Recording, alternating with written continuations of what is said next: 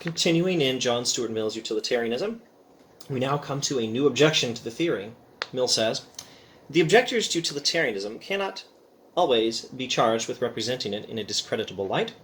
On the contrary, those among them who entertain anything like a just idea of its disinterested character sometimes find fault with its standard as being too high for humanity. They say it is exacting too much to require that people shall always act from the inducement of promoting the general interest of society. So Mill has just explained that utilitarianism is a doctrine promoting selflessness. It's not a selfish doctrine. It teaches the golden rule. It tells us to look out for the interest of others and, if necessary, sacrifice our own happiness for the happiness and well-being of others. But some people object to utilitarianism from, so to speak, the opposite perspective, and they say it has too much emphasis on selflessness. You can't really expect humans to always act selflessly all the time, so there's something wrong with your moral theory. And Mill says, in response, but this is to mistake the very meaning of a standard of morals and confound the rule of action with the motive of it. What matters is the rule of action and not the motive. What matters is not so much whether we are motivated by doing our duty alone. What matters is whether we're doing the right thing. It is the business of ethics to tell us what are our duties, or by what test we may know them. But no system of ethics requires that the sole motive of all we do shall be a feeling of duty. On the contrary, 99/100ths of all our actions are done from other motives, and rightly so done if the rule of duty does not condemn them. Now, I don't think he means exclusively from other motives. 99% of our actions are done not purely from the motive of doing our duty. 99% of our actions are done at least partially from other motives, and that's fine. As long as we're not violating our duties, nothing wrong with that. Now, this connects to the famous distinction between someone like Kant and someone like Mill. Immanuel Kant, who is usually taken as representing deontology as a distinct moral theory from utilitarianism. Immanuel Kant and Mill will evaluate actions differently. Let's take the standard example I like to use. Say I'm walking home, and at Kowloon Tong Station, I see a beggar, and I give the beggar a few coins from my pocket, and I do so with the motive that people will see me giving money to the beggar and think that I'm a wonderful person. So I've got purely selfish motives. Now say the beggar takes the money and uses it to go buy a healthy sandwich, and the results are good, but my motives and intentions are bad. Kant will say my action is bad. Mill will say my action is good because of the good results. Now, this is true. This is a distinction between Kant and Mill. They have different moral theories. They have different ways of evaluating a situation like that. It's important to keep in mind that they both promote the golden rule. They'll both tell us we should try to maximize good results. They will both tell us that we should have good motives, and I'm coming to that in just a moment. But there is a distinction between whether the morality of an action is determined by motive or whether it's just determined by the results.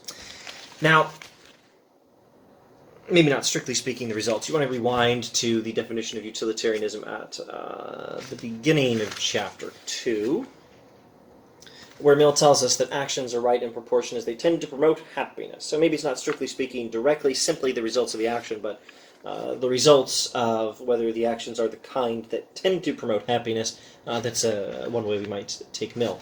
Anyway, there is a distinction between someone like Kant and someone like Mill on that point. Now, sometimes we are told that Mill cares about results and happiness and doesn't care about motive or intentions.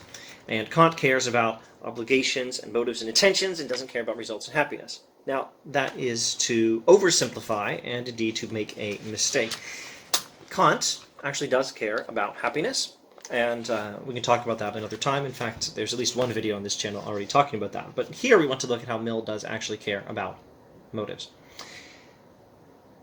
It is the more unjust to utilitarianism that this particular misapprehension should be made a ground of objection to it, inasmuch as utilitarian moralists have gone beyond almost all others in affirming that the motive has nothing to do with the morality of the action. Now, if you stop there, it sounds familiar. It sounds like what we're told. It sounds like Mill says motives don't matter, only results matter. Kant says motive matters, results don't matter. But look at the rest of the sentence. The motive has nothing to do with the morality of an action, though much with the worth of the agent. That means the person doing the action.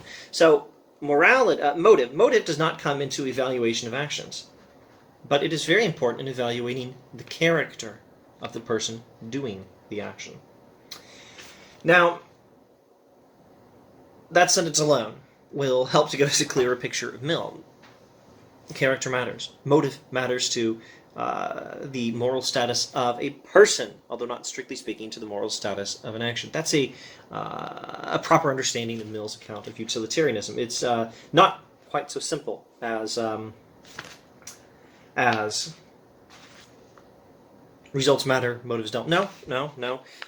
Motive doesn't matter to the morality of an action, but it does matter very much to the worth of the agent, to the evaluation of the character of a person. Character matters. We'll see more about character as we continue through this series. Let's at least look at this sentence, skipping a few sentences.